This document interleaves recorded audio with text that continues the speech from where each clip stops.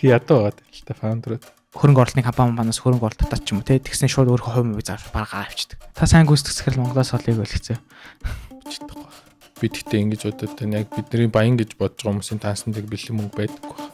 Монголын стартапын нүүр царай, технологийн нүүр царай болоод сошиалар ингээл бүүн болоод хүмүүс чинь Монголыг одоо бизнесийн деваж энэ гэж яриад шүү дээ. Бизнесийн хайл баг. Чи онлайнаас нөгөө мэдээлэл авч чадах гэсэн скиллийг авч чадах. Ингэж болохгүй юм байна гэж бас суралцж бодно сте тий. Би Монголд 3 сар хийж байгаа. Америк 7 хоногт ийсэн. Нэгдсэн шарк ярьж байгааг сонсоход Монголд ингээд ийм хуурамч захирлуудын одоо дээр явж байна. Амар хурдан хаягдчихж байна тий. Гэхдээ манай уу. Чи ч одоо хөшөрчөөд шүү дээ. Танаа үеийнхэн ч. Танаа үеийнхэн ч хамгийн том асуудал байгаа шүү дээ. Бизнес явахгүй.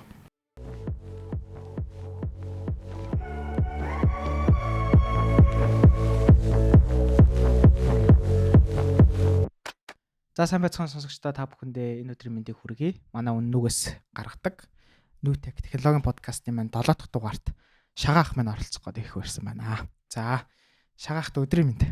За өдрийн мэнд подкаст оролцуулсан Тамирада баярлалаа. Харин таныг нэг Америк яваад явцдаг болохоор газ Монголд ирэнгүүт газ асууж ахлаа. Одоо ч Монголд илүү байгаа тийм талд нь тий. За Шагаа ахын маань хувьд болохоор ер нь хүмүүс мэдэх бах Pinecone Academy үүсгэн байгуулагч ийм хүн байгаа. За тэгээд өнөөдрийн дугаараар болохоор Шагаа ахтайгаа илүү стартап тэгээд одоо бизнесийн чиглэлээр тэгээд дээрэс нь ер нь дэлхийн технологийн компаниудын талаар болон тэгээд Pinecone-д дараас товч ярилцаа. Тэгээд бас хувь хүний зүгээс ч гэсэн танаас бас асуух юмуд агиих байгаа. Тэгэхээр тэрийг гой сайхан дэлгэнгүй ярилцъя гэж зод Шагаа ахыгаа өөртөө оролцууллаа. За Шагаа ахын маань хувьд болохоор хоёул стартап гэдэг ер нь сэдвээсээ төрүүлээд эхлэе гэж бодож байна. Таны хувьд болохоор ер нь стартап одоо үүсгэн байгуулад одоо Pinecone шүү дээ, хуучнаар бол Nest үүсгэн байгуулад ер нь хэр удаж байна? Энэ таны ер нь одоо хувийн анхны стартап байсан уу? Эсвэл те эхлээ фейлдж авч байгаад эсвэл Nest-ийг эхлүүлээд явсан уу? Старт анхных бол байгаагүй. Зөндөө фейл баг шүү дээ. Нөгөө Америкт очиод анх 2010 онд очивол нөгөө янз бүрийн юм хийж үзээ. Код бичиж болохоор хийчих юм чи. Би 2011 онд Uber шиг юм өөрөө хийгээд Android тэгж бичиж сураад. Тэгээ тэр бол фейлцээ. Уус ганцаараа код бичиж явдгүй юм лээ. Амар ядраад байдаг байхгүй. Тэгээ нөгөө ажлынхаа хажуугаар угаасаа хийж чадахгүй. Тэгээд би чинь цалин орлогож байхгүй тэр үед чинь. Угаасаа хийж чадахгүй фейлцэн. Дараа нь ер нь нэлээд олон санаа ингээл туршаал ингээл фейлдэл. Тэгэл эсвэл нэг найзтайгаа ч юм уу туршаал тэгэл тэр найз манаас тэгэл ажлынхаа хажуугаар гэл. Уус нөө serious буюу тэг яг ингээд бүтэн цагаа зориулахгүй бол энэс айгүй хэцүү юм байна. Тэгэд ганц юм уу хоёулаа угаасаа болж чадахгүй юм байна гэл. Тэгэл олоолаа болъё гэд. Олоолаа болох гэсэн чинь нөгөө Монгол тэг хамт код бичих хүмүүс ч амар цөөхөн байгаа хэдэн тэгээд аль хэзээ нөгөө том компанид ажилд орсон. Тэгээд ер нь бол айгүй хэцүү. Тэгээд Монголд ирээд хий гэсэн чинь асуудал нэхэд код руу ерөөсөй байхгүй. Девелопер хөгжүүлэгч нар. Тэгэл ер нь энэ Nest-ийг чинь ах тэндээс л 17 онд Монголд ирээд эхлүүлсэн дээ. Тэгвэл та одоо ерөнхийдөө бол 17 оноос хойш гэр чинь бараг 7 жил явж шүү дээ. Тэнгүүд одоо нөгөө нэг Монголын стартапын нүүр царай, технологийн нүүр царай болоод сошиалар ингээл бүүн болоод тэг хүмүүс чинь Монголыг одоо бизнесийн деваж энтер гэж яриад байдаг шүү дээ.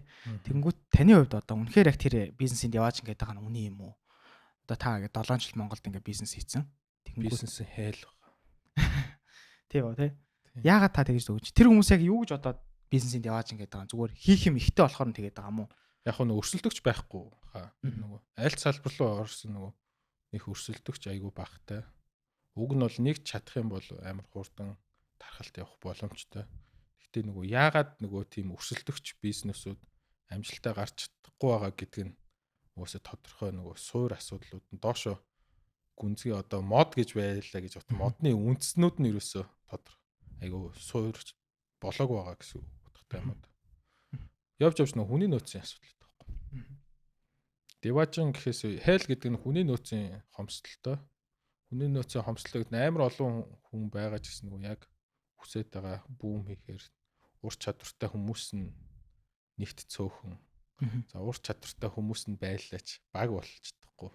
Асуудал болчиход байгаа байхгүй. Яага баг болохгүй байгаа гэхээр ур чадвартайнууд нь тэртэргүй энэ тэнд очоод тэр стартапт орсон ороогүй уусаа амжилттай нөгөө эрэлттэй байгаа учраас амжилттай байгаад цалин урамшуул сайтай байгаа байхгүй. Тэгэхээр диважн гэж хэлхээсээ өмнө эхлээд энэ суур асуудлууд руу чиглэсэн юмнууд. Тэгээ хүний нөөц. Тэгээд яг хөө ихтгэлцэл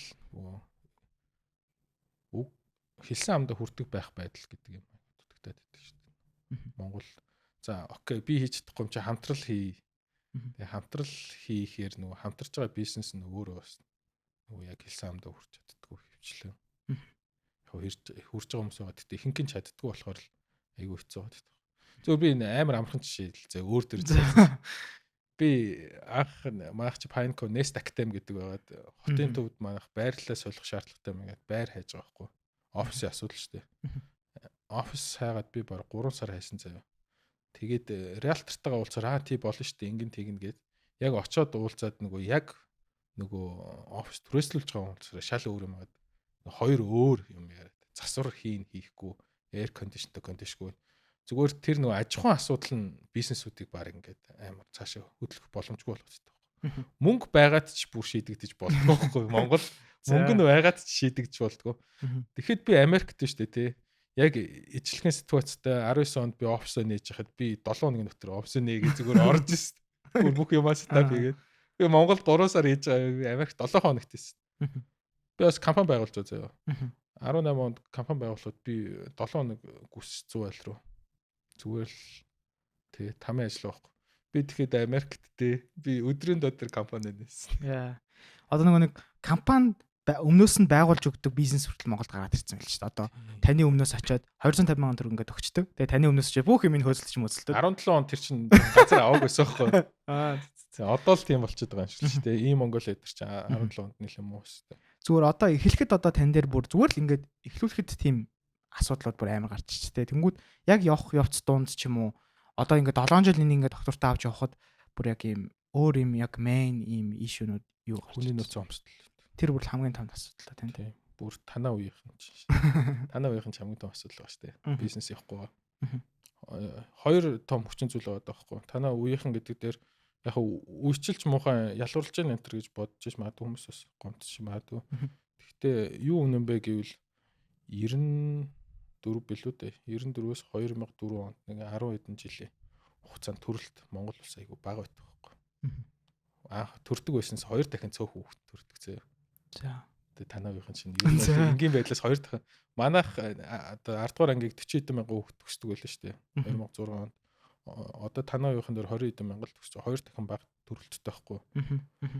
Тэгээд 2 дахин бага хүний нөөцтэй дээрээс нь нөгөө нэг айгүй их гомдолдог байгаа. Та тэр гомдолтог нь бол угаасаа буруу гэж та харж байгаа юм тий. Угаасаа бүх үе дээр тэр гомдолтог нь байсан юм шүү. Яг гомдолтог ч гэсэн нөгөө зодуулаад хийгээд идэг тэр. Танаа үеийнхэн ч болохоор нөгөө өөр опшн руу шууд явцдаг. Сонголт ихтэй болцсон байна тий. Опшн нөгөө хүний нөөцийн хомсдолтой болохоор нөгөө хаач очисан ахаад нөгөө талд сонголт байгаад байгаа байхгүй. Биднэрт нөгөө сонголт байгаагүй. Сонголт байсан ч айгүй ховор ч юм уу тий. Хийхээс өөр сонголт байсан юм шүү дээ. Тэгээл ер нь ялчгүй хийдэг болсон юм бол. Тэгээ та манай үеийнхэнтэй зууралдсан чинь яг юу н хамгийн одоо таны одоо баримтлагдаг арга барилууд бас юу вэ? Одоо ингээл гомдолж онтолтонгууд нь та шууд ингээл хайчихгүй л хөт тий. Яг хуу хандлага харин тий хүний нөөцийн проблем дээр явж явж нөгөө хандлагын асуудал айгүй чухал болоод тэгээ хандлагаа л ер нь хандлагатай бол нөгөө ихэвчлэн анх болохоор би ямар мистек нөгөө алдаанууд хийдэг гэсэн мэхээр нөгөө ур чадвар хайрлах гадууд үддэг гэсэн. Ур чадвартай хүн шууд авчигээд тэгээ нөгөө ур чадвартай хүн чинь надтай баг болж чадахгүй хандлагын асуудалтай болчихно. Тэгээл ер нь хүний нөөцийн хөдөлгөөн ихсчихээр бизнес угаасаа сайн бийж чадахгүй тэгээл энэ стартапууд ихэвчлэн нэгж дампуурч байгаа дөө. Одоо тэгвэл хоёул нөгөө нэг стартапуудыг тэгэл уулан дампууруулахгүй байхын тулд одоо нэг юм venture capital гэж хөрөнгө оруулалтын компаниуд байгаа шүү дээ. Тэд нар ер нь Америкт яг одоо зүгээр. За ингээд стартап хөгжсөн. Америкт ер нь яг яаж ажилтیں۔ Ямар үр ролтой тий. Стартапуудыг яг ямар түвшинд гаргах гэж хүсэж ажилтیں۔ Монголд тэр ингээд концепцороо байгаа юу? Үгүй юу гэдэг дээр та. Яг Америкийнх болохоор би одоо хөрөнгө оруулалт босгоод үзчихсэн. Тэр чинь нөгөө бас нөгөө нүдэнд харагдахгүй юм бүтэц байгаа байхгүй. Бидний мэдхгүй бүтэцтэй. Бид нар харахаар зүгээр мөнгөтэй хүмүүс ингээл хөрөнгө оруулдаг юм шиг бодоод байдаг. Америкч юм болохоор нөгөө 5 6 шаталтай ингээд хөрөнгө оруулдаг хүмүүс шатлалаараа ингээд бүтэц болцсон бидний нүдэнд харагдахгүй ингээд компаниуд үүсцэн байж байгаа хгүй зөвхөн хөрөнгө оруулалт хийдэг тий. Монголд одоо яг тийм бүтц одоохондоо байхгүй. Одоо жишээлбэл анжлууд хийдэг хүмүүс одоо Америкт ч зөндөө байгаа. Монголд бол тийм олон байхгүй. За анжлууд аваад тий Series A буюу эхний шатны ер нь бизнес болчлоо. Санаанаас бизнес болчлоо. Дараагийн түвшинд авчи гэж байгаа одоо тэрэнд нь хөрөнгө оруулдаг компаниуд за байгаа бах.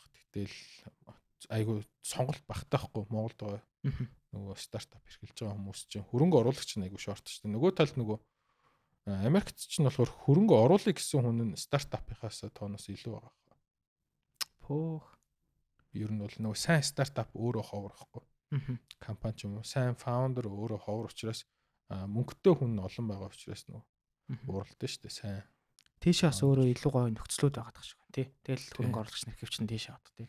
Гэхдээ юу хөрөнгө оруулалт ягаад их болсны шалтгаан нөгөө cheap money юм билээ л дээ. Мөнгө айгу хямдхан болцсон. Асуудал нь юу юм бэлээ? Банкнууд зээл явсаар хагаад нөгөө үйл хөдлөлийн зээл чинь очиод тулж байгаа штэ хан дээр кредит картны зээлч очиод туулаад тэгсэн ч гэсэн цаанаа нөгөө банкуд төр ч юм уу мөнгө байгаад байгаа. Зээл гаргаж ижил тэд нар тэнгүүт нөхдүүд нөгөө өөр хүмүүст айсаттай бай хөрөнгөтэй хүмүүс төр чи надаас ингээд хамаагүй зээлж болно шүү баг хүүгүй шахуу зээлч гэдэг зээлнүүд гараад ирэхээр тэрүүгээр тэд нар чинь нөгөө юу гэж болохоор угаасаа үйл хөдлөх аваад over price буюу хэтэрхэн үнэтэй байгаа учраас хөрөнгө оруулах нь айгүй зүг багт эрсдэлтэй ч гэсэн баг нөгөө хүүтэй мөнгө ч одоо юу авчирч байгаа гэхээр тэр потенциалыг л хөрөнгө оруулагчдыг бас бий болгоод байгаа байхгүй. Энэ л одоо нөгөө нүдэнд харагдахгүй бүтцгээд байгаа юм шүү дээ. Бид нарт тийм Монголд бол нөгөө хамгийн үнэтэй капитал чинь мөнгө өөрөө болчиход байгаа байхгүй. Хомсдолтой. За тэгээд яг хэрвээ ингээд за тэрнээс гадна одоо яг хөрөнгө оруулалтын компани ч юм хөрөнгө оруулагчид нь өөрсдөө Монголд яг одоо хэр яг биелэн тэр мэрийг ойлгоод стартапуудтайгаа харьцаж байгаа ч юм уу тий өөрөө хариуцлага хүлээж байгаа байдал нь хэр тэрний талаар өөрсдөө амар ойлголттой бэлтгэгдсэн гэж таарч байна.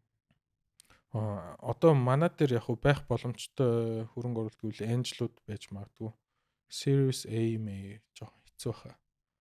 Нөгөө зах зээлийн багтаамжаас болоод эсвэл нөгөө гадагшаа гарч байгаа. Тэгэхээр нөгөө Монгол анжлууд чинь нэг юм стартапыг боожуулж байгаа л шууд гадаадад дараагийн шатны хөрөнгө оруулагчид нь ихэвчлэн зарж гараад тэндээсээ мөнгө үржүүлж авдаг байхгүй анжлууд чинь. Анжлууд нөгөө IPO болтол нь явах ер нь бол сонирхолж авахгүй айгүй хэцүү бизнес байхгүй. Тэр чинь амар хол. Тэгэхээр нөгөө Монголд байгаа анжлууд одоо амжилттай ажиллая гэвэл нөгөө Series A буюу эхний шатны том хөрөнгө оруулалт өгдөг компаниудтай айгүй найз авах хэрэгтэй. Одоо манай нөгөө анжлууд буюу одоо тийм анжл хийж байгаа хөрөнгө оруулагч нар бол нөгөө гадаадын Series A-үүдтэй network нараа тогтож амжаагүй байгаа. Бага хэдэн нөгөө нэг авцсан аль хэзээ авцсан байгаа хэл та нөгөө Монголд одоо авцсан стартапуудын анжлууд аль хэзээ exit хийцэн байл гэдэг. Тэгж л бодож байна. За энэ хэсгийг угаасаа хасаж болно. Та угаасаа юу ч зүгээр танаар яриулчих сонсъё гэж бод. Та өөрөө хөрөнгө оруулалт авсан шүү дээ. Нэстэр тэр хөрөнгө оруулалт авсан гэж бодгоо эсвэл одоо хамтын ажиллагаа гэж бодгоо мэдэхгүй заа. Гэхдээ нөгөө талд нь одоо venture capital гэж яригддаг хөрөнгө оруулалтын компани байгаа шүү дээ, тий. Тэрнтэй ажиллаад үзэхэд танд тэндээс одоо харсан experience үлдсэн experience нэг юу вэ? Та ингээд сүлдээ одоо салцсан шүү дээ. Тэнгүүд тэр одоо хүмүүс одоо Монголын одоо миний мэдхээр л хамгийн л том одоо явж байгаа хамгийн олон стартапын тэр хөрөнгө оруулалтсан тийм компани баг. Тэгээ юу нэг болохгүй болоод нэг айгаад байгаа юм нэг аахгүй. Зүгээр ингээд амар олон одоо гайгүй дайжгүй гэж явсан стартапуудад бүгдэнд нь ер нь одоо хөрөнгө оруулалт. Эднэртэй бүгдэнтэй амар холбоотой байгаа. Тэнгүүд тэрэн дээрээс нь ингээд та бүр юм амар шууд ингээд гараа явчих нь юу нь болохгүй байгаа. Хэрвээ тэр нь болохгүй бол цаана холбоотой амар олон сайн стартапууд байгаад юм шиг санагдаад байгаа. Соёлын ялгаа юм болов уу гэж үзсэн. Хөрөнгө оруулагчид нь өөрсдөө нөгөө ойлгож амжаагүй юм болов уу гэж боддог байна. Соёлын ялгаа. Хүлээт тэг яг нөгөө яаж тэрэн дээр потенциалаа гаргадیں۔ Тэг менежмент руу орох хэрэг байна уу байхгүй нь өтер гэдэг ойлгох соёлын ялгаа үүсдэг байх гэж бодод байна. Соёлын ялгаанаас болоод ер нь нөгөө Монголд байгаа стартапууд ерөөхдөө нөгөө авсан хөрөнгө оруулалт нь баг death sentence болоод шүү дээ. Үхлийн. Тэгэхээр тэр чи одоо яг тийм дээд өндөр левлийн төвшний хүмүүстэй бол одоо тэрийг ингээл амар ойлгол хандлыг л хоорондоо яриад зогсчихоц амар энгийн асуудал юм шиг санагдаад байгаа ш надаа. Яг одоо ингээд хөрөнгө оруулалт авсан стартапууд яагаад хөрөнгө оруулалт авчваа гэдгээ нөгөө ойлгох хэрэгтэй болов Аа. Монголд байгаа хөрөнгө оруулалт. Аха. Би бол яг 2 3 юм байна гэж хараад байгаа. За. Нөгөө Хөрөнгө оруулалт хөрөнгө оруулалт авч байгаа шалтгаан. Аа. За эхнийх нь болохоор Монголд байнга хийгдээд байгаа нь болохоор talent acquisition байгаа байхгүй. Тэр нь компанид хөрөнгө оруулж ийн гэдэг зүгээр хэлж байгаа. Компанийн үнэлж байгаа юм шиг мөртлөө эсрэгээр нь хүмүүсийн үнэлээд энэ хүмүүс одоо тий хөрөнгө оруулалт аваад нь манад ажиллаж байгаа юм шиг тий зарим ажлуудыг хийчихвэл айгуу дажгүй болохоор юм байна гэд хөрөнгө оруулаад ингээд. Тэртээ тэр хүнийг бэлдэх зардалч айгуу өндөр байгаа байхгүй. Эсвэл хайж олох нь ч өөрөө ховор учраас talent acquisition нэг. За хоёр дахь нь болохоор customer buying байгаа байхгүй. Аль хэзээ одоо нэг миний авъя гэж бодож исэн харилцагчдыг энэ хүмүүс татцсан байна. Тэгэхээр компанийн хөрөнгө оруулаад дамжуулаад бас өөрийнхөө одоо байгаа бизнестэй холбочих юм бол одоо харилцагч аль хэзээ acquire хийчихье. За гурав дахь нь болохоор gamble юм шиг тий. Мэдхгүй. Одоо энэ нөгөө тренд болоод байгаа сэдвэр эднэр юм хийгээд ах шиг байна. Тэгэхээр ер нь эднэрт нэг хөрөнгө оруулаад азаа үзтгэе. Азаа зэтгий. Тий. Ингээ нэг гурван төрлийн хөрөнгө оруулалт байгаад байгаа байхгүй юу? Нөгөө энэ гуравт аль нь ч нөгөө нэг за энийг ингэж хөгжүүлээд нөгөө clear төлөвлөгөө тий. За би энэ дээр exit ингэж хийн ч юм уу эсвэл ингээд дэлхийд гарахаар нэг exit хийчихнэ гэдэг clear төлөвлөгөөтэй баг хөрөнгө оруулалт орохгүй байгаа. Тэр нөгөө гадаад очихоор яаж байгаа вэхээр Angel чинь за би энийг ингээд энэ хэрвээ энийг хийгээд чадчих юм бол би дараагийн шатны өөр энэ VC дээр очиод Series A-г босгож өгөөд өөрөө мөнгөө тэдвэржүүлээ авчих юм байна гэдэг харцсан төлөвлөгөөтэй орж байгаа хгүй тэр чинь. Тэгээд нөгөөдөртөө яг guidance өгж байгаа ш. За би чамайг чи яг энэ энийг хийгээд ирэх юм бол тий чи хоёулаа Series A босгодог хүнтэй жил хагасын дараа уулзсан шүү. Чи энийг яг ингээд хийчээрэй. Би чам тэр чинь зориулж энэ мөнгөийг өгье гэж орж ирж байгаа хгүй. Амар нөгөө богино хугацаанд төлөвлөгөөтэй орж ирж шүү. Одоо ингээд зүгээр миний жишээгээр харахаар Монголд ингээд үүсэж байгаа стартапууд ингээл үүсэл нэг за тодорхой хэмжээний кастомертай болол гэтээ олон нэг тогтворч байгаагүй. Тэгэл нэг л мэдээж тэр нэг захирлууд фаундеруудад ингээл нэг юм зардал юуны санхүүгийн дарамт авих байдаг юм шиг байна. Тэнгүүтэл тэрийг нэг юм одоо хөрөнгө оруулалтын компаниас хөрөнгө оруулалт татчих юм уу те тэгснэ шууд өөрөө хувь мөвийг зарж баргаа авчдаг. Монголд нэг баг нэг тим харагдаад. Миний стартап буюу фаундерууд тэрийг та юу гэж бодож байна? Фаундерууд нэгт ядуу байгаад. Хитрхи ядуу байгаад л та фаундерууд. Мөнгөгүй байгаад юм. Мөнгөгүй байгаад энэ дээрэс нөгөө ойр зүрийн хэрэгцээгээ хангаж чадахгүй байгаад юм болов. Бараг тэр нөгөө нэг хөрөнгө оруулалтаа авж байгаа нь өөрөө за нэг 2 жилдээ ч юм уу жилдээ нэг толгой амар байх нь дээ гэж бодож байгаа. Exit хийгээд шүү дээ. Яг хөө нөгөө талаас юу тэр нөгөө фаундерын хүсэж байгаа юм нь хитрхи жижигхэн ойрхон байгаад байгаа учраас шууд exit хийгээд байгаа юм болов. Таны хувьд юу гэж бодож хөрөнгө оруулалт авч байна? Би юу? Танд хөрөнгө оруулалт шаардлагагүйсэн чинь бараг яатсан аа. Яг шаардлагатай байсан юм аа. Би өөрөө менежмент хийж чадахгүй байсан. Тэгээ нөгөө менежментээ суралцъя л гэж бодсон. Тэгээ та суралцсан уу? Суралцсан шүү дээ. Бороо зүйлсээ сөрөг талаар нь ярих суралцсан. Ийм хүмүүс ингэж болохгүй юм байна гэж бас суралцж байна юм шүү дээ. Тий болохгүй байна гэж. Ингүүл болохгүй юм байна. Яагаад нөгөө том компаниуд удаашрт юм байна гэдгийг айгүй сайн ойлгосон гэх юм уу? Компани томорхоор яагаад нөгөө удаашрт юм байна? Тэгээ соёл яагаад ингэ хувьсчт юм байна гэдгийг ойлгосон юм болов. Хөрөнгө оруулалт ч бас тэрийг айгүй ойлгож байгаа шүү дээ. Соёл яагаад чухал юм бэ гэдгийг л ойлгосон. Одоо тэгвэл ингээд харахаар ингээд амар бол асуудлууд байна шүү дээ. Ер нь ингээд дөнгөж Монголд ингээд стартап энэ төр хийе гэх юм бол таны ярьж байгаагаар бол нэлээд экспириенстэй болоод эртнээс баг бэлтгэж мэтгэхгүй бол нөхөөсөө ихсүүлээд баг сар болдог ч юм уу тий. Тиймэрхүү асуудлууд байна. Тэнгүүд та ингээд ер нь айгүйх магадлал ярьдэн шүү дээ. Ер нь Монгол нэг хүн амынх 1% нь одоо гигэрсэн байхад тэр бас хөгждгөө гэдэг шиг тий. Тэнгүүд Монголоос тийм таны бодлоор unicorn ер нь тий тийм том хэмжээний одоо бид нар хүсэж байгаа ч юм уу. Мөрөөдөд байгаа тэр стартапууд ер нь гарах магадлал ер нь хэрэг. Одоо минийхэр бодож исэн ингээд сайн стартапууд нь баг хүмүүс нь төр мөрд ороод тавьчих шиг бол. Юу магадлал уусаа байгаа шүү дээ. Магадлал хизээд байгаа л та. Тэр бол 0 биш те. 0 биш юм чинь байгаа. Нөгөө талаас ийм байдаг хгүй. Entrepreneur гэдэг тэр нөгөө нэг founder ингээд болох хүч хүмүүс дэлхий дээр юм жигд төрд юм байл та. газар нутгаас үл хамаарч жигэд төрдөг байхгүй. За. Тэр угаасаа тэг 1001 лээд байгаа энэ төр байгаа хэл та. Тэг 1001 хүмүүс дундаас нөгөө яг боломжинд олдоод азан таарсан дахиад 1001 байгаа хэл та. Тэгэхээр саяд нэг бол байж л таарах. Дөрвөн энтерпренер байж л таарах. Монголд тий Монгол. Тэр дөрөв харин нөгөө нэг хэрвээ энэ нөгөө хэцүү нөхцлөөс гарч ирээд яг дэлхийд гарах юм бол нөгөө нэлээд том тесрэлт хийж чадах байх л гэж би бодод байна. Тийм бах. Яг хоо чи нөгөө наран дээр fusion energy-г сонсч байсан уу? Үгүй. Сүүлийн үед нөгөө хамгийн цэвэр үгүй. Наран дээр нөгөө урал яаж явдаг вэ? Яаж нөгөө наран дээр дулаахан ингээд үргэлж байгаад байдаг гэдгийг. Үгүй. Тэрэн дээр ингэдэг байхгүй. За. Нар чин нөгөө хелиум амар ихтэй хелиум гэдэг чинь гели гэдэг юм лээ. Гели ингээд амар өндөр дулаандаа болохоор бум молекулууд амар хурдцтай ингээд хөдөлгөөнд орж байгаа. Гэхдээ хоорондоо амар зайтай байхгүй. Тэр чинь нөгөө хий учраас. Тэгээд би нөгөө онох магадлал амар багтай. Хелиум халахаар ч нөгөө хөдөлгөөн эрчтэй хурдтай болно шүү дээ. Гэхдээ би нөгөө онох магадлал амар багтай байдаг. Гэхдээ нарны өөрийнх нь gravity буюу нөгөө татах хүч буюу тэр чинь нөгөө хелиумыг ингээд нягтаршуулаад татчихдаг учраас байнга бие бинийгаа оноод байгаа байхгүй. Тэнгүүт уруул айгуу сайн өгдөг. Тэгх тусам нөгөө дулаан ахиж тэрний уруулаас ахаад дулаан гарч байгаа. Тэр дулаан чи энерги гаргаад байгаа байхгүй. Эсвэргээрээ Монголч гэсэн нөгөө нар шиг л. Тэгээ нөгөө лагууд нь ингээд огтлцох магадлал айгуу багтай тий яг нэг баг болох магатай. Тэгтээ нөгөө манайх чинь бас gravity бас өндөртэй байгаа шүү дээ. Улаанбаатар гэдэг ийм жижигхэн цэг рүү татчихээн тий. За нэг баг болоод онох байл гэдэг. Эцэг нэг өдрөө. Тий. Тэр магадлалыг л манайх ихсэх гээд байгаа шүү дээ. Тий.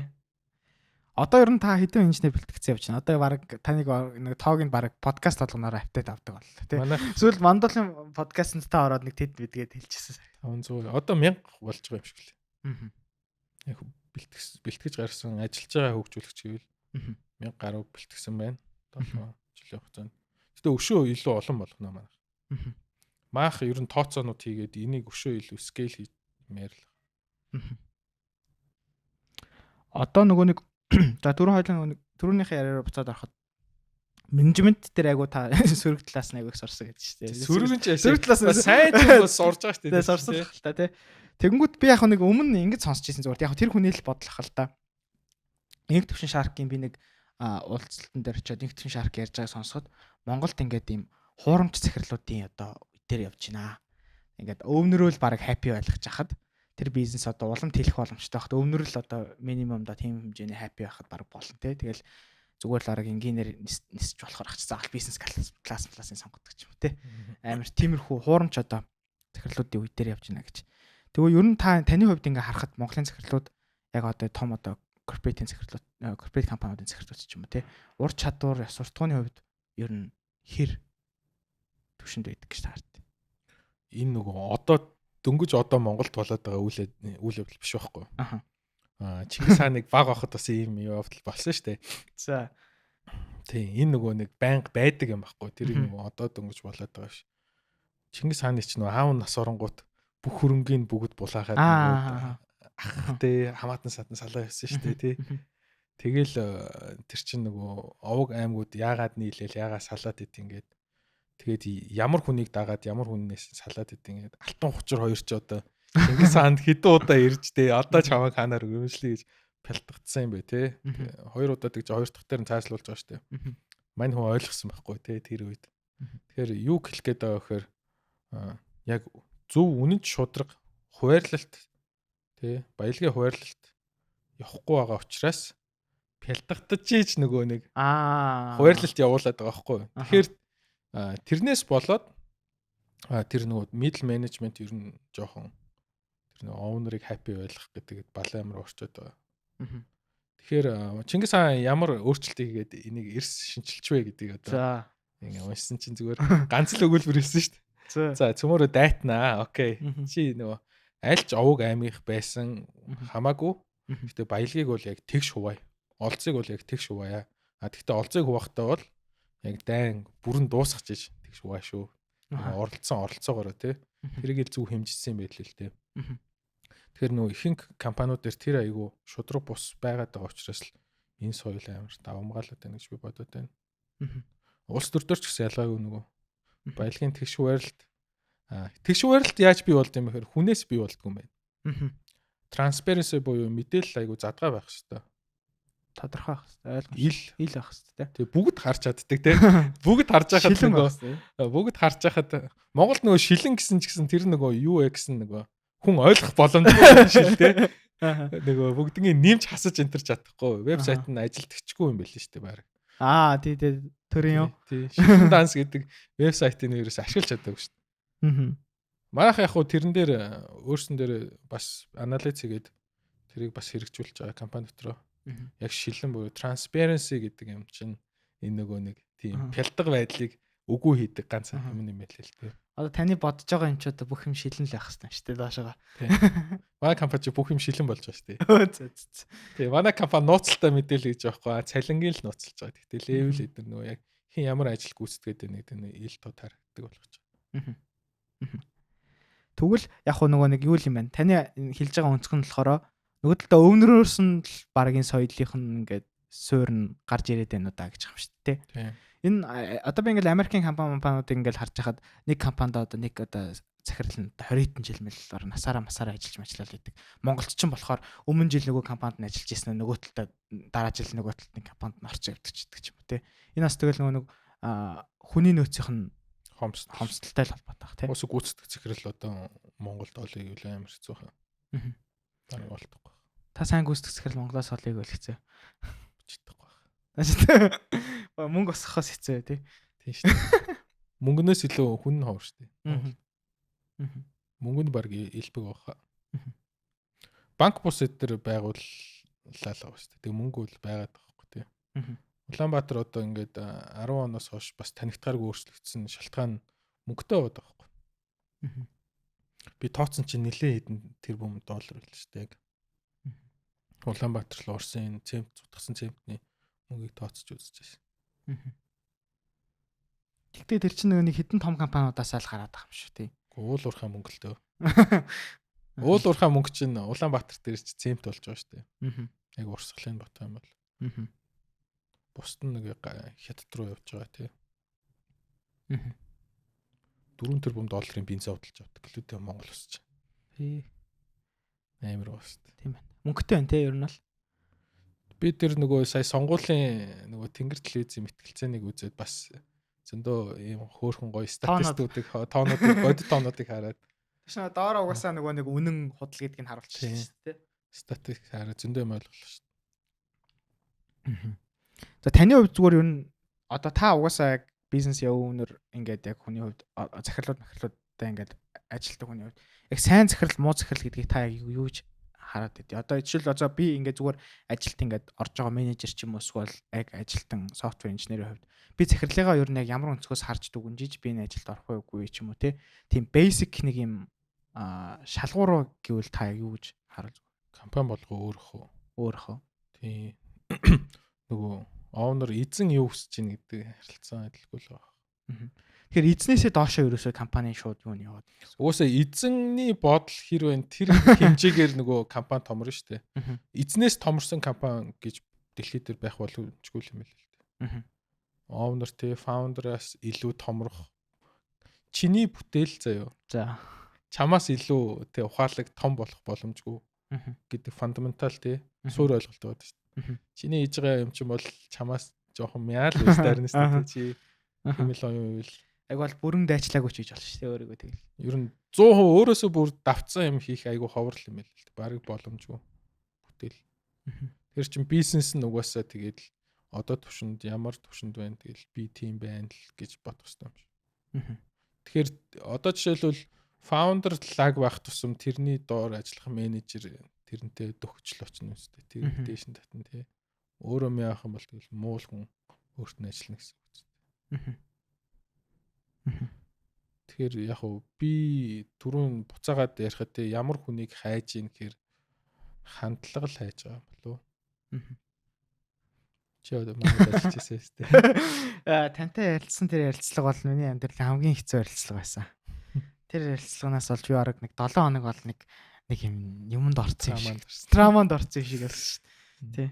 Тэгээ би угаасаа тэр ярилцлаганд ороод шагаахтаа би ажлын ярилцлаганд ороод угаасаа тэр ажлын ярилцлаганд ингээл алуулчлаа. Тэгээ угаасаа орох боломжгүй. За одоо эндээс зүгээр яг юу сурах уу гэдгээ сурсан юм а бодоод тэгээ цаашаа явчихсан. Тэсэн чинь харин ажиллах оролцсон явчихсан. За дээр би бүр өнгөрсөн жилийн 100 баха би тантай уулзж байгаад намарч илүү.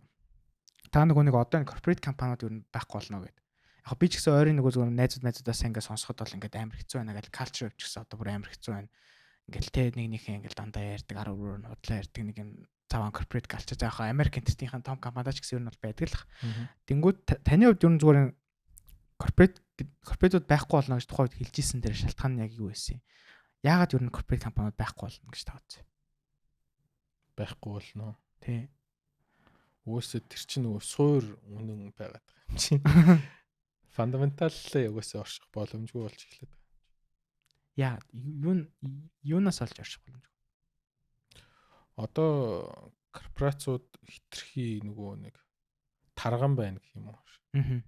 Fat те илүү lean байж чадахгүй байна шүү дээ. Аа. Одоо юу гэж тайлбарламаар юм бэ? Одоо чи за энэ усыг авлаа гэж бодъё. 1000 төгрөг гэж бодъё. Аа. Корпорац хийж байгаа тий. Аа. Корпорацийн дээр менежмент гээд 25% дарамт шингээчихэж байгаа байхгүй 250 төгрөг дарамт тий. Яг ижлэхэн усыг өөр нэг юм сэтгэлтэй хүн хэрвээ тий жижигхэн бизнес яг хийвэл хийж болохоор гэтээ бүр 25%-аар бага үнээр ч хийх боломжтой байгаа. Дээрэс нь энэ нөгөө сайжрахгүй байгаа байхгүй. Энэ ус одоо 20 жилийн өмнө яг ийм л пластиктаас оруулж ирэл ингэж хийдэг доторх юм ч найрлагын цолигдоогүй тий. Яагаад чадахгүй компани томорчгоор тэр инновац хийх чадамжгүй болчиход байгаа байхгүй. Ханаад байна тий ерөөсөө орлого молгондоо. Мөнгө нөгөө талаас юу байж байгаа тэр хүмүүсийг инновац хийх боломжийг зүгээр зогсоочж байгаа юм лээ. Мөнгөөр шийддэг болоод эхэлчихсэн юм лээ. Мөнгөтэй болоод тэрхээр би энийг одоо тий сайжруулж яах юм. Нөгөөсөө олж байгаа мөнгө олж байгаа юм чинь. Өсөглөн байх тусам тэр чинь нөгөө нэг илүү шинэлэг санаа гаргаж ирж байна. Тэгсэн чинь заяа. За одоо хоёул яг дараагийнхын руу гаръя. Тэнгүүд одоо хамгийн их мөнгөтэй одоо усаасаа их бэлэн мөнгөтэй компани Apple энэ болчихлоо шүү дээ. Одоо тэд нар яаж тэр их хэмжээний мөнгөтэй хэрнээ дэлхийн хамгийн одоо инновацлог компани байж таад байгаа. Apple ч удаашраад байгаа шүү дээ. Та тэгж бодож байна уу? Тийм. Apple угаасаа сүрэх үү. Тэгээд угаасаа нөгөө инновац хийж чадхаа болоод тэгэхээр тайлантууд угаасаа ойлгоод явж эхэлж байгаа байхгүй. John Ive тэгэл явж байгаа шүү дээ. Тэр хүмүүсийн чинь драйв хийх юмгүй болчихж байгаа шүү дээ. Мөнгөтэй болоод тэр. Зорилго тий үнэт зүйл алсын араа философи гэдэг юм байхгүй зүгээр мөнгө олоо уурч байгаа чинь мөнгө чинь тэгэл хаана эрэлт вэ тийшээ угаасаа урсдаг заа. Ус юм чинь одоо урсаал явна гэдэг.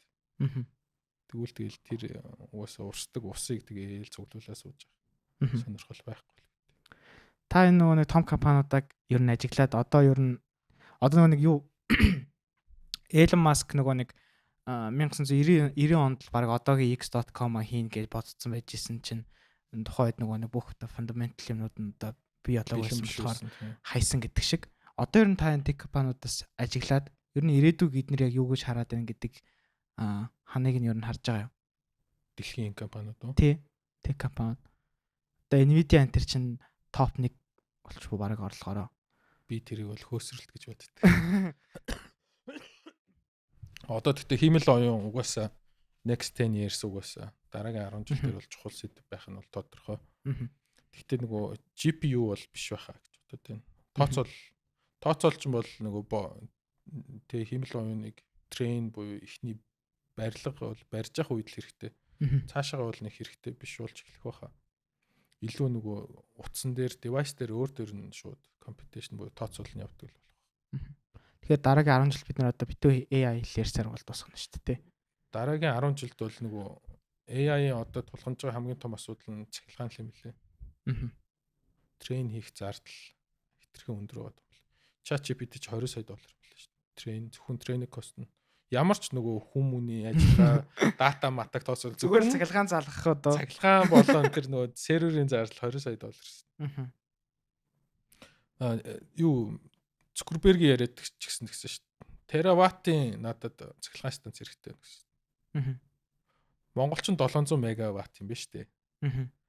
Юу монголчуудын бүх цахилгаан нийлээч хүрхгүй тийм цахилгаан хэрэгтэй нэгс тийм л байна одоо тренинг. А тэгвэл одоо тэгэл цахилгааных нь асуудал нь бүр суурилсан юм шүү дээ. Тийм явж цахилгааны асуудал боллоо юм байна. Түүнээс бол тренинг одоо хардвер бол одоо бас болцсон. Одоо бол цахилгаанаа харна. Тэгэхээр баг нэг ийм том GPU те нөгөө химэл оюун трейн хийдэг том одоо дата центр байгаа. Зөвхөн тэрэнд цахилгаан нээлтүүлдэг цахилгаан станц хийн л гэх юм байлээ.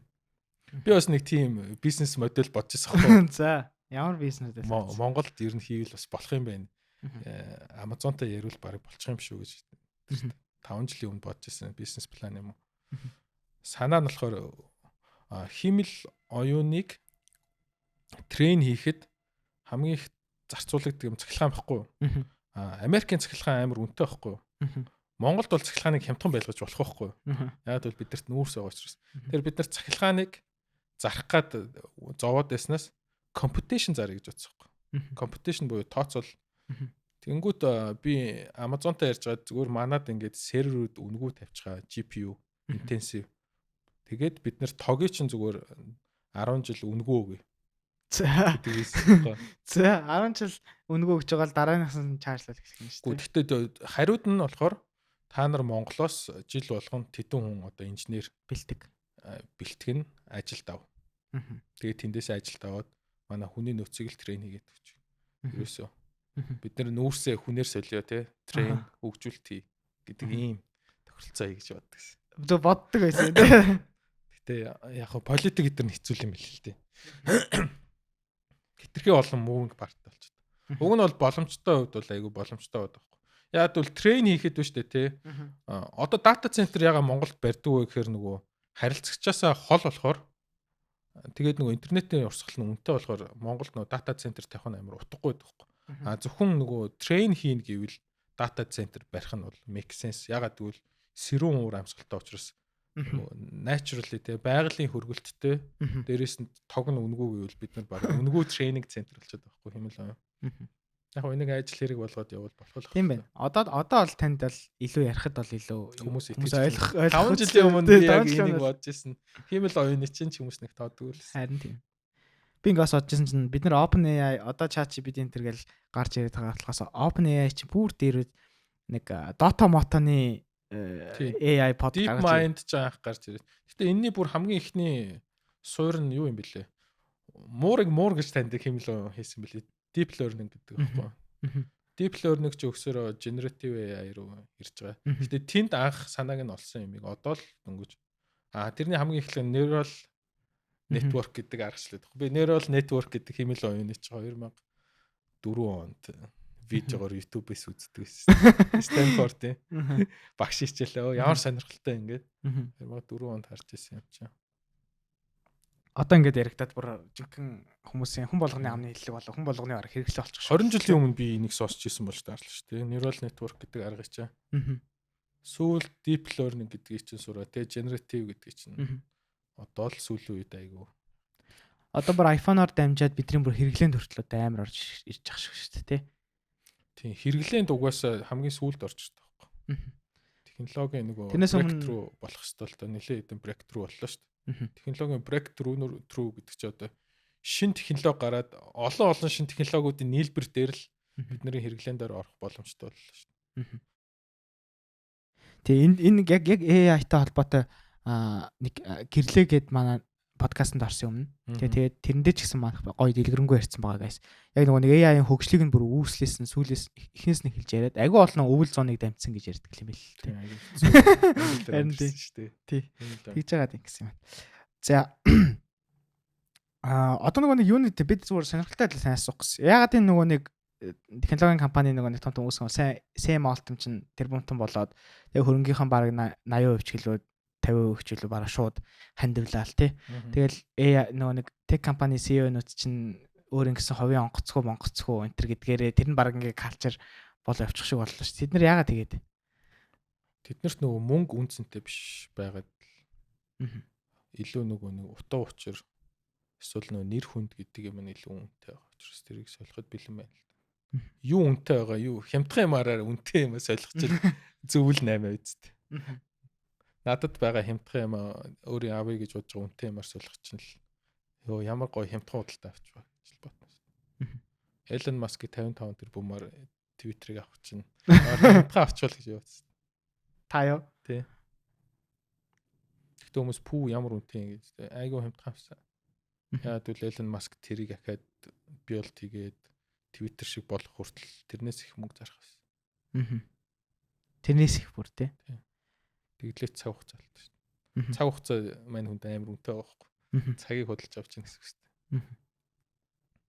Ер нь би яг таны өмнөх подкастууд нь тэр сонсож байгаад хүн ингээд яг ингээд нөгөө нэг маславын гурвалжин гэдэг шиг хэрэгцээнүүдэд хангаад эхлэхээрээ дээдл хэрэгцээний төвшөнд ороод ирэхээрээ өстой мөнгө чухал шууд хүнд бусдаа өгнө гэдэг шүү дээ. Та нөгөө нэг Монголд баян уул нь баячхаараа бусад өгдөг болдсон байлээ гэд нэг ярьжсэн шүү дээ. Монголд гэсэн чинь баячууд нь ерөөсө бусдад өгдөг энэ төр гэлтэй. Гэтэ money rich чинь яг wealthy гэсэн үг шүү дээ. Money rich чинь. Би тэгтээ ингэж бодоод байна. Яг бидний баян гэж бодож байгаа хүмүүсийн таансанд яг бэлэн мөнгө байдаг байх. Аль хэзээ машин болоод байр болсон байгаа. Тэгэхээр нөгөө тэр чинь яг гаргаад өгье гэсэн чинь бэлэн мөнгө төр заримд нь байхгүй. Би тэгтээ энэ нөгөө сонсч ирсэн юм шүү. Монголд амар том газар дээр өгнө хүүхдийн парк гэдэр барих боломжтой төсөл өдөр нь бэлэн 66 сая доллар хэрэгтэй юм билээ. Тэ Six Flags гэдэг шиг юм бид нар барихад бол төсөлнч бэлэн хийхэд газарнч бэлэн 66 сая доллар хэрэгтэй.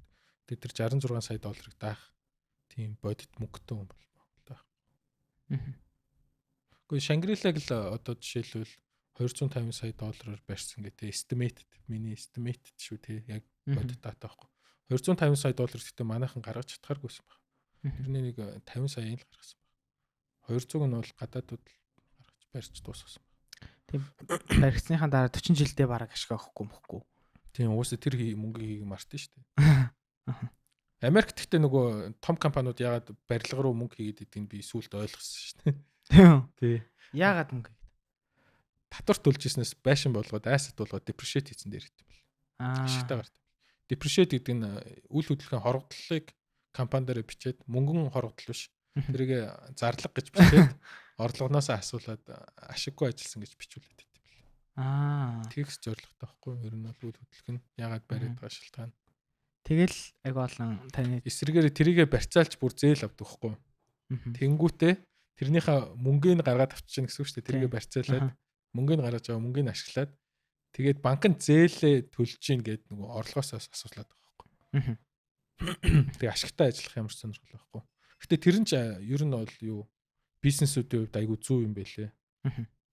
Америкт хувь хүнээр мөнгө авснаас илүү компаниараа мөнгө авсан айгүй ашигтай гарч ирдэг байхгүй.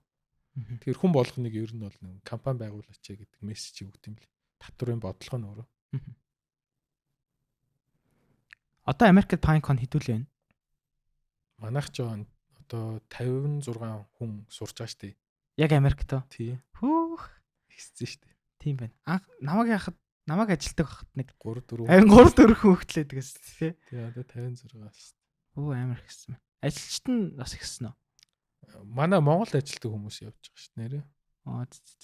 Гэтэ тодорхой хугацаагаар л явж байна. Тий.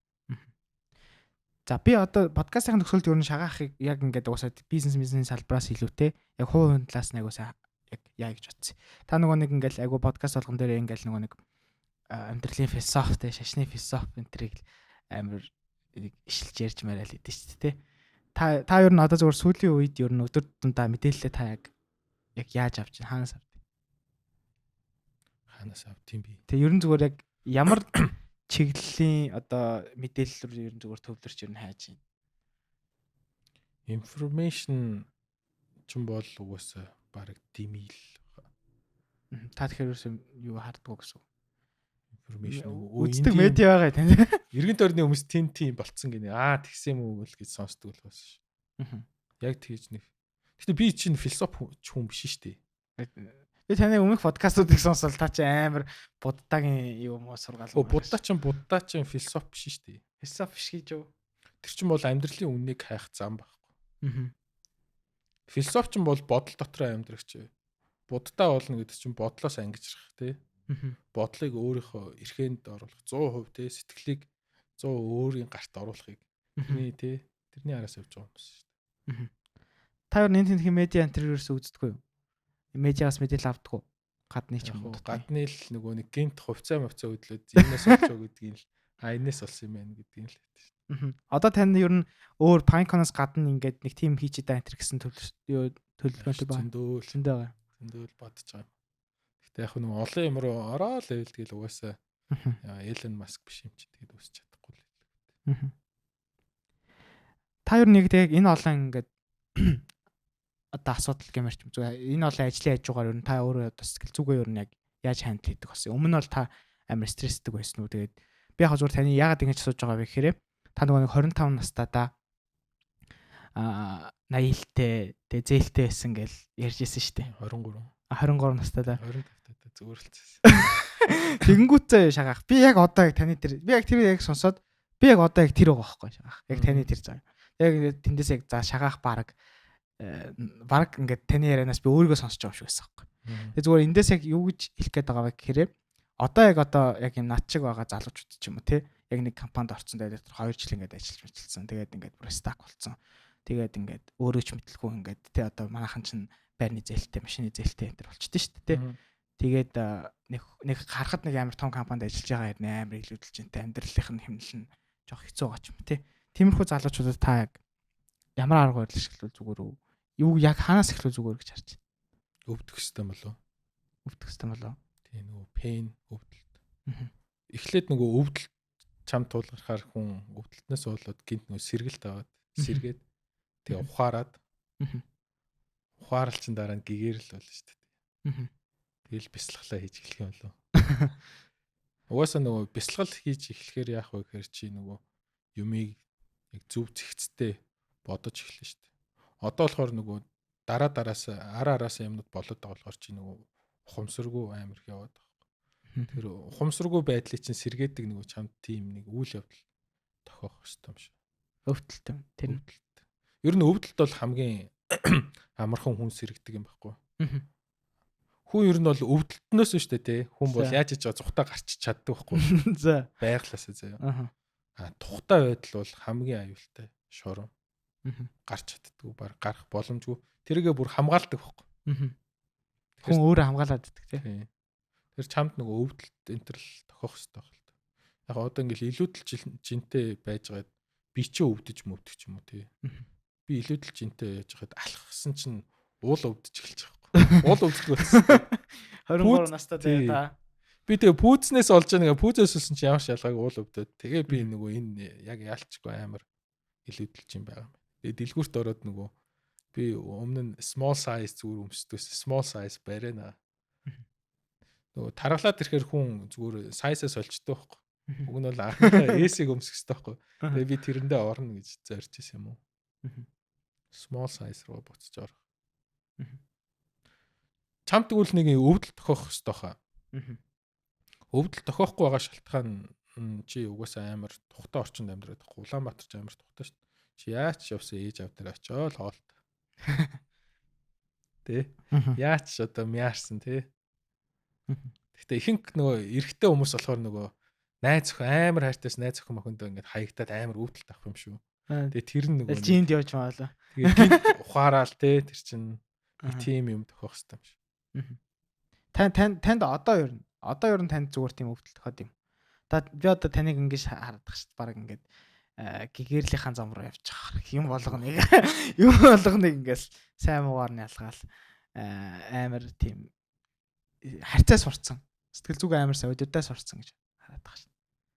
Өдөртөө сурсан бол би сураагүй хаа тий суралцаж яваа. Сурвал гоё л штэ 100% миний хэрэгшээлд ордог бол. Таны бүрийн ярилцлаганд орцныг сонсоод тэгээ араас нь мандуулд орцныг сонсоход шал хоёр өөр юм шиг сонсогдсон та. Тэгэл би шагаах ер нь ингээд нөгөө нэг юм шашны юм айгуу сайн үзээд амар тайвширдаг юм арга барилтаа болоод байдаг шүү дээ. Яг гоо тайвшрах олон арга бас байгаа. Нөгөө тэрийг чи уг нь бол сурж болно шүү дээ. Заавал хүн заагаад байхгүй. Гэтэ багштай бол болно л доо. Эхлээд чи нөгөө сэхэрэлтэй болчвол дараа нь чамд тэгээ дасгал заах гэдэг байхгүй тий. Чи чинь ингээ унтаа байгаад шүү дээ. Аха. Тэгэхээр чамаар хүүтэн ус цацгал хэрэгтэй байгаад байна. Аха. Тэр нь юу юм бол гэдэг л асуу. Тэгэхээр тэрийг заавал ингээд одоо за өвдөлтгүйгээр зүгээр өөрөөс хэрчиж болно юм сте. Болно. Тэгвэл урт насны чинь буян л бах та. Яа. Зэ. Нэр тэр чинь та зүгээр тайвшрахтаа яг ямар арга барил ашигладаг? амьсгалаа ажиглах юм лөө. Амьсгалаа ашигладаг гэж юу? Угаасаа амьсгалаа ажиглангууд тэртэргүү яг нөгөө энэ амар бухимдуулаад байгаа юм хаана байна гээл ингээд ирж хаягаад үзэнгүүт баг сүултээ байхгүй болчиход байдаг шүү дээ. Хамгийн гайхамшигтай хүн гэдэг юмны хамгийн гайхамшигтай юм тэр л юм байлээ. Шууд хүн өөрийгөө тайвшруулж чаддаг юм л. Амьсгалаа ажиглаад яг нөгөө энэ бухимдуулаад байгаа юм юу юм бол бодлоосоо гараад биеэсээ ажигладаг. Миний биеийн аль хэсэгтэй байна гэд тэнгуут нөгөө хайсаар байгаа зүйлтэй юу ч үгүй болчиход байдаг. Сэргээрээ цусан дээр амар хор шахацсан байдаг шүү дээ. Тэр нь мэдэгдэн шүү дээ. Одоо шүү дээ чи амар чам тухгүй юм боллоо заяа. Зүрхний цогц чинь гинт ихсдэн шүү дээ. Тэгээд би чинь юм бадарж байгаа мэдрэмж ин тэндүү байгаа.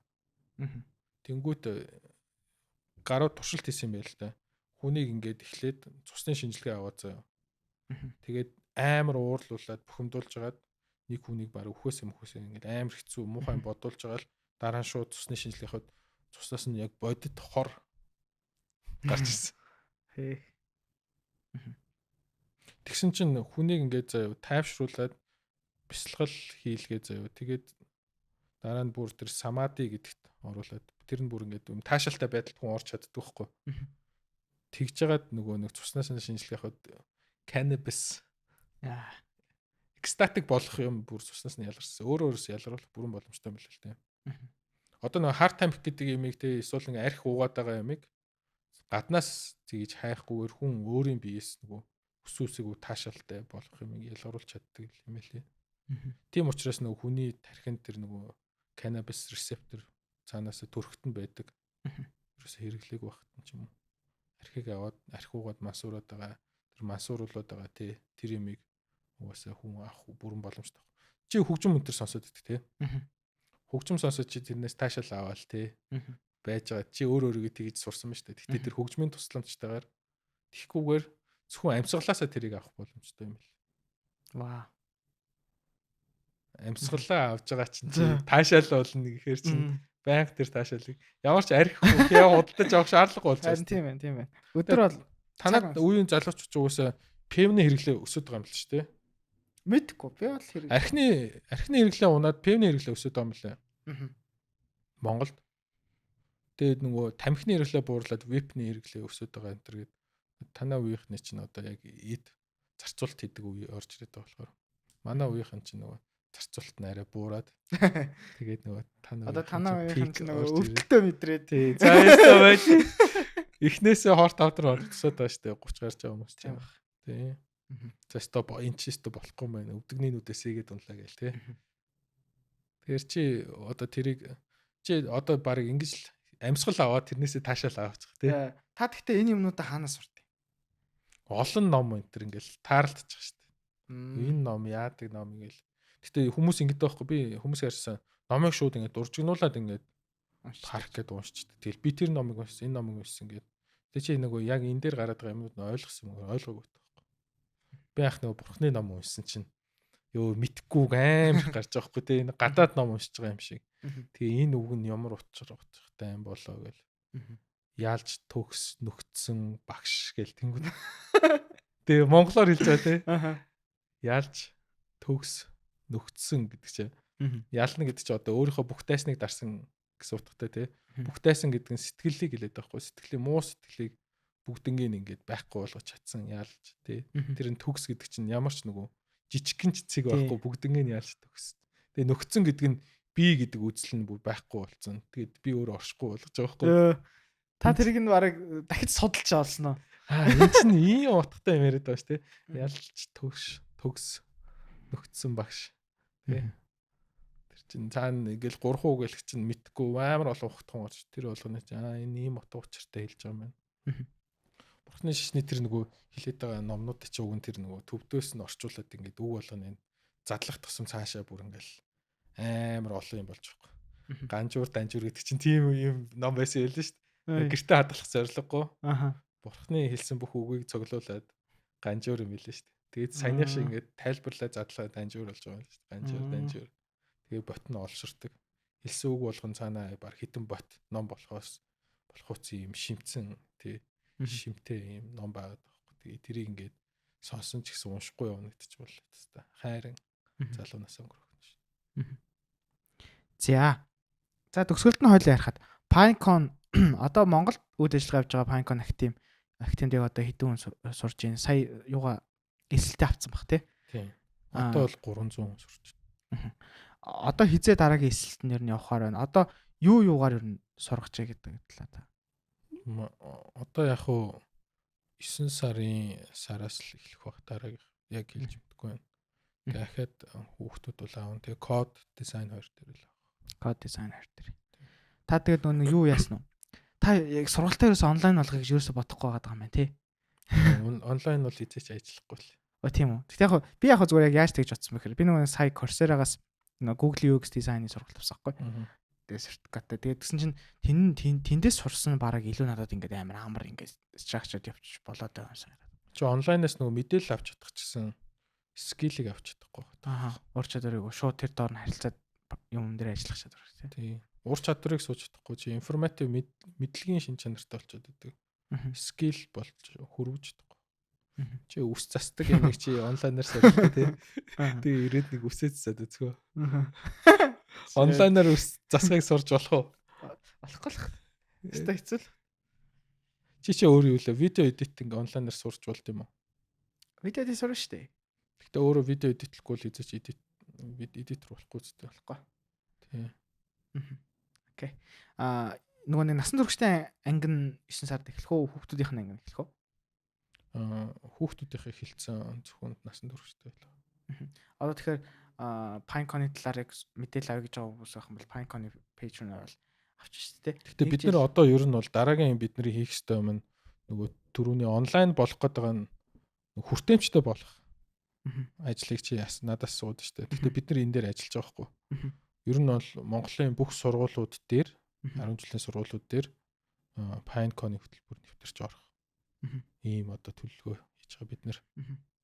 Тэгэхээр нөгөө ийшээ тийш яваад тахгүй сургууль дээрээ Монголын мэдээлэл зүйн хичээл гэж нэг хогийн юм бид шүү дээ. Word төр юм шивчих шиг нэг тэнийг юм заагаад байдаг. Бид нэр болохоор одоо болохоор тэр мэдээлэл зүйн хичээлийг ер нь дараагийн түвшинд нь гаргаад яг бүх хүүхдүүдийг энэ компьютерийн тий анхан шатны програмчлалын суурьтай болох мэдээлэл зүйн юм төлөвлөгөө хий. Монголын бүх сургууль руу нэвтрий гэж үздэг байхгүй.